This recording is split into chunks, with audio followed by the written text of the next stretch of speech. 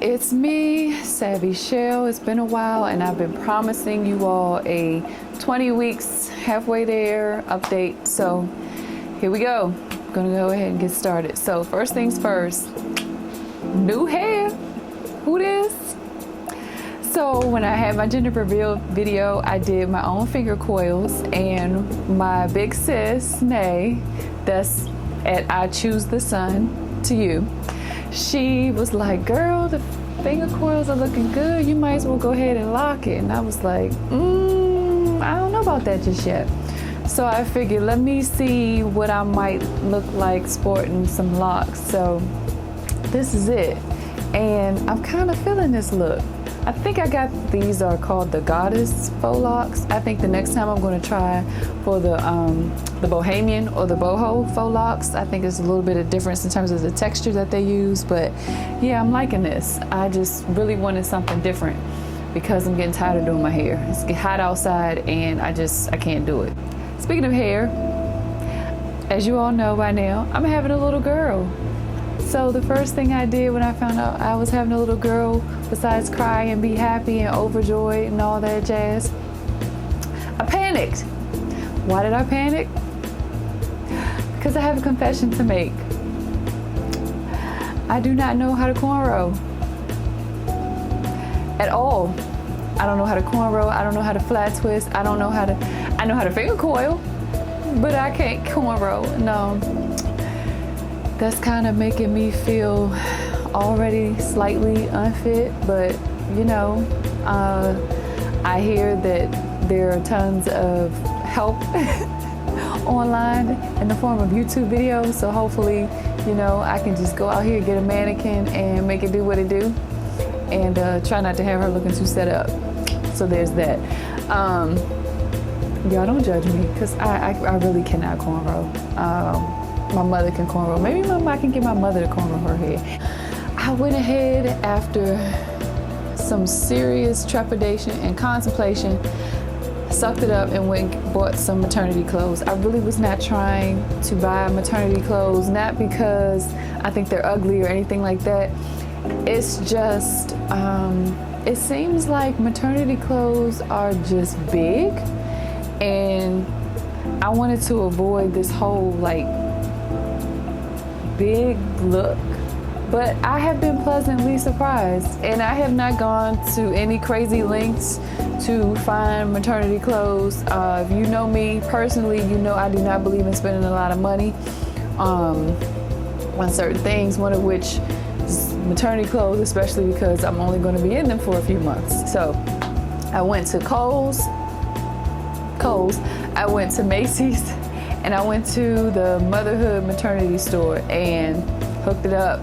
I mean, the Motherhood maternity store at Arundel Mills here in Maryland, Hanover, Maryland, oh my gosh, I racked up on so much stuff, and so far so good. Everything else I've got from, believe it or not, Ann Taylor. So Ann Taylor had a great sale. Normally I wear, y'all gonna hate me for this, but normally I wear extra small or 2. I just been buying a 4 or a small, and yeah, it's all good. The good thing about being pregnant so far when it comes to doing all this shopping, you guessed it, free stuff. So I went to the maternity store and I just like racked up on, I don't know, this little gift thingy that came with a sample natural, I guess Phillips Avent, I'm not sure how to pronounce it, France natural bottle. I'm not sure what they mean by natural. I'm guessing it means that the nipple is supposed to replicate a human nipple. And they just gave me also like coupons and samples. So this freebie stuff is pretty cool. I got a subscription to Parent Magazine. I'll kind of, you know, peruse that every now and again. So I'm liking the freebie stuff. Went to set up my registry, and you guessed it, you set up a registry on Amazon, which I'm kind of trying to steer clear of, not because I have anything wrong or anything against Amazon. I just want to do the baby list. I've gone ahead and decided to do baby list because it's a catch-all. So how have I been staying fit? So as you probably noticed on my IG page, to announce this 20-week video, I posted prenatal yoga. That was me pictured in the photo. Anyway, so bar and yoga, those have been my go-tos for staying fit so far in my pregnancy. I live in the city, so I walk a lot, morning and afternoon. I walk like 6 blocks to get to and from the metro station to where I live here in the city. So I hope that counts as getting in some solid cardio.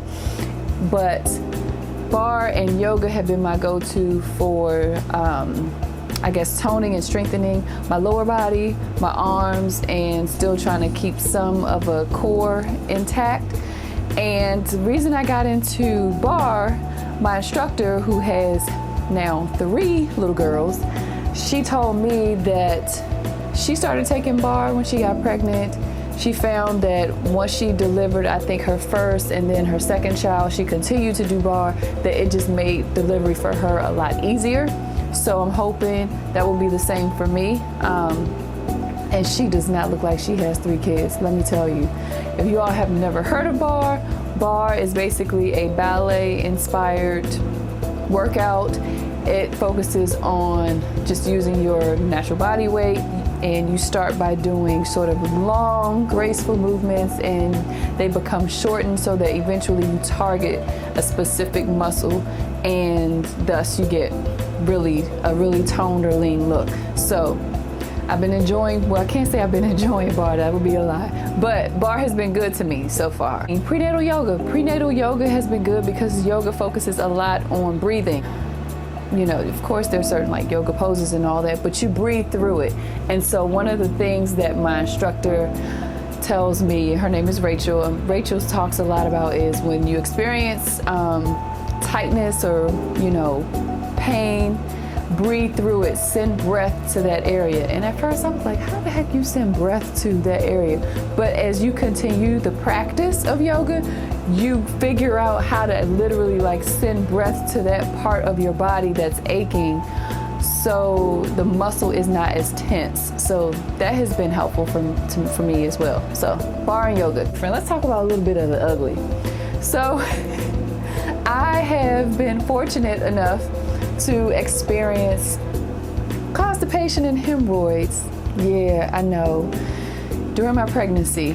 And it has been, so the first time I experienced it was really bad. I just was constipated, and then I think I just let it progress to the point where, because I wasn't trying to take anything, I let it progress to the point where and this, sorry y'all, this is TMI, but I tore my ass, like literally. I found out I had an anal fissure.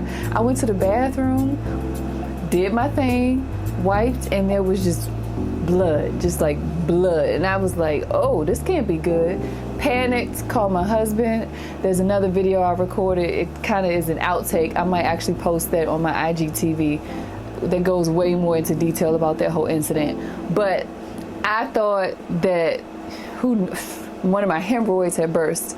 I was bleeding so bad. Turns out it was an anal fissure, which is kind of like a nosebleed. My GI doctor likened it to having a nosebleed, but just from your anus. So, like a nosebleed, it has to kind of just heal on its own. Yeah. Preparation H can't really help that. So I've just been bearing with, you know, my anal fissure and taking Miralax. Miralax has helped a lot. So that's sort of the ugly. And it's apparently not going to get any better as she gets bigger, but it's all good. If that is the only thing that happens this pregnancy, I'm grateful. I'm still blessed. Let's talk about my doggy. So my doggy, and you probably see me post a few pictures on my Instagram page, Savvy Shell. My dog, he is a Maltese and a Yorkie mixed, aka a Morkie. His name is Jordash, aka Dash, aka Dash Boy, aka Pooh. So yeah, Jordash, my poor baby, I think he's feeling neglected. Not because I'm neglecting him, but because his little doggy senses have, I guess, you know, given him the notion that I am slightly different, because he does things now, like he licks me a lot, especially now that it's hot and I'm sweating. I'm thinking he can taste like the hormone changes, I think. When I go to the bathroom, he does this weird thing where he sniffs really long and deep underneath the underneath the bathroom door. And it's like, what are you sniffing for? It's almost like, you know, he knows that I'm up to something, but he can't quite put his finger on it, or paw on it. But I've like tried to, you know, engage him and say, come here, Jordash, come sit, come say hi to Cubby, you know, put his paw on my belly. I've tried that. He's not feeling it. My doctor, you know, when I went for my 20-week checkup, she made me feel good. You know, she was like, don't worry about it. You gained a little weight, but you're all belly, you know, you're looking good. Everything looks good. Your tests have come back negative. I went for my anatomy scan and got a little bit of a scare, but you know what?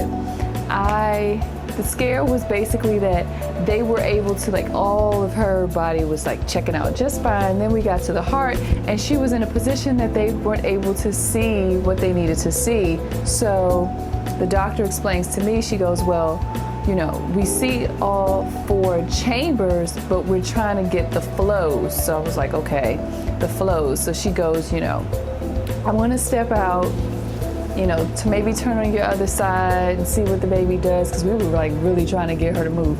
So I'm sitting there and I gave her a little pep talk. I gave my Cubby girl a pep talk. I'm laying there and I'm like, Cubby, and I'm rubbing in my tummy. I'm like, Cubby girl, I just want you to know that, you know, it's very important for you to have a beautiful heart.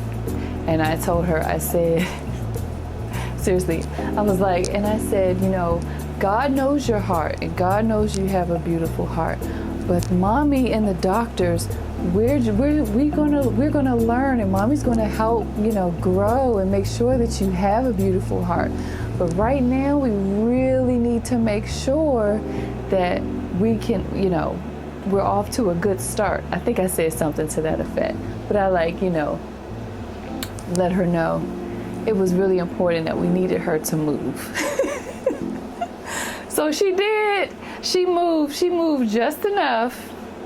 I think she is going to be a true Capricorn. She moved just enough for us to get what we needed, and no more and no less. She did that. She did that. So I was very, very happy that I did not have to return just to have that done. And, you know, got the seal of approval. They said you don't have to come back to fetal and maternal specialists anymore. And really quickly, I just want to let you all know, you know, I had to summon the Lord too when it came to this. I forgot to mention this, but, you know, I went through a discipleship program. Shout out to First Baptist Church of Glenarden, Queen Esther Ministry, where we studied various women in the Bible and their trials and triumphs. And I went back and refamiliarized myself with the stories of Sarah and Hannah, and just made sure that I was able to internalize God's promises and let him know what he promised me. I think that was important too. And I don't know where some of you are in your faith or spirituality, what have you, but, you know, for me, I was just like, there were some days I didn't want to talk to anybody, not my husband, not my mama, not even the Lord, but I pulled it together, because that's just where my strength lies. Now, I'm gonna show y'all my little bumpsy, my little cubby girl. Now, excuse me, because my microphone cord is in the way.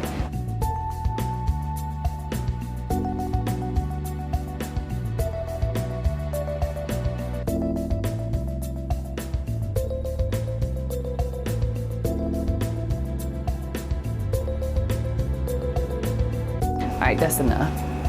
My husband's probably like, what are you doing in there with your shirt up? So, all right, y'all, love you. Thank you to all of my subscribers, and more videos to come, some fun videos. I'm gonna do a video on her name reveal. Yes, I said a name reveal. I'm doing a video on Cubby's soundtrack. I know y'all like Cubby's soundtrack, yes. Wait for it. And yeah, we're gonna continue to, you know, see where we go with this. All right, love you.